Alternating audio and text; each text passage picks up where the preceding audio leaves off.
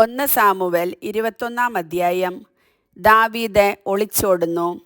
ദാവീദ് നോബിൽ പുരോഹിതനായ അഹിമലക്കിൻ്റെ അടുക്കൽ എത്തിച്ചേർന്നു. അഹിമലക്ക് സംഭ്രമത്തോടെ ദാവീദിനെ എതിരേറ്റുകൊണ്ട് ചോദിച്ചു, നീ എന്താണ് തനിച്ച്? കൂടെ ആരുമില്ലേ? ദാവീദ് പറഞ്ഞു, രാജാവ് ഒരു കാര്യം എന്നെ ഏൽപ്പിച്ചിരിക്കുന്നു. ഞാൻ നിന്നെ ഏൽപ്പിച്ചയക്കുന്ന കാര്യം ആരും അറിയരുതെന്ന് എന്നോട് കൽപ്പിച്ചിട്ടുമുണ്ട്. എൻ്റെ ഭൃത്യന്മാരോട് ഇന്ന സ്ഥലത്ത് വരണമെന്ന് ഞാൻ ഏർപ്പാട് ചെയ്തിട്ടുണ്ട്. ആകയാൽ അങ്ങയുടെ കൈവശം എന്തുണ്ട്? എനിക്ക് 5 അപ്പം തരുക, അല്ലെങ്കിൽ ഉള്ളതാകട്ടെ.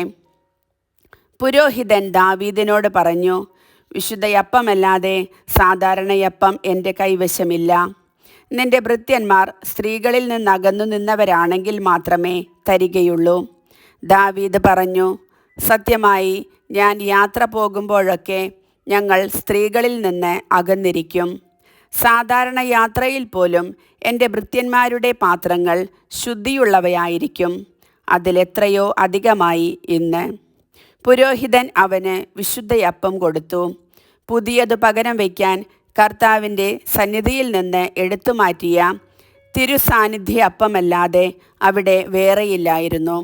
സാവോളിൻ്റെ ഭൃത്യന്മാരിൽ ഒരാൾ അന്ന് അവിടെ കർത്താവിൻ്റെ സന്നിധിയിൽ ഉണ്ടായിരുന്നു. സാവോളിൻ്റെ ഇടയപ്രമാണിയും ഏദ്യോമ്യനുമായ ദോയഗ് ആയിരുന്നു അത്. ദാവീദ് അഹിമലക്കിനോട് ചോദിച്ചു, അങ്ങയുടെ കൈവശം കുന്തമോ വാളോ ഉണ്ടോ? രാജാവ് കൽപ്പിച്ച കാര്യം നിർവഹിക്കാനുള്ള തിടുക്കത്തിൽ ഞാൻ വാളോ മറ്റായുധങ്ങളോ എടുക്കാൻ വിട്ടുപോയി. പുരോഹിതൻ പറഞ്ഞു, ഏലാ താഴ്വരയിൽ വെച്ച് നീ കൊന്ന ഫിലിസ്ത്യനായ ഗോലിയാത്തിൻ്റെ വാൾ എഫോദിൻ്റെ പിറകിൽ ഒരു ശീലയിൽ പൊതിഞ്ഞു വച്ചിട്ടുണ്ട്. അത് വേണമെങ്കിൽ എടുക്കാം, അല്ലാതെ വേറൊന്നും ഇവിടെയില്ല. ദാവീദ് പറഞ്ഞു, അതിന് തുല്യം മറ്റൊന്നില്ല, അതെനിക്ക് തരുക. സാവോളിൻ്റെ മുൻപിൽ നിന്നോടി ദാവീദ് അന്നു തന്നെ ഗത്ത് രാജാവായ അക്കീഷിൻ്റെ അടുത്തെത്തി. അക്കീഷിൻ്റെ ഭൃത്യന്മാർ അവനോട് പറഞ്ഞു, ഈ ദാവീദ് ആ നാട്ടിലെ രാജാവല്ലേ? സാവൂൾ 1000 കൊന്നു, ദാവീദോ 10,000 എന്ന് ഇവനെക്കുറിച്ചല്ലേ അവർ പാടി നൃത്തം ചെയ്തത്? ദാവീദ് ഇതിൻ്റെ പൊരുൾ ഗ്രഹിച്ചപ്പോൾ ഗത്തിലെ രാജാവായ അക്കീഷിനെ വളരെയധികം ഭയപ്പെട്ടു. അവരുടെ മുൻപിൽ അവൻ ഭാവം മാറ്റി ബുദ്ധിഭ്രമം നടിച്ച് വാതിലിൻ്റെ കതകുകളിൽ കുത്തിവരയ്ക്കുകയും താടിയിലൂടെ തുപ്പലൊലിപ്പിക്കുകയും ചെയ്തുകൊണ്ടിരുന്നു.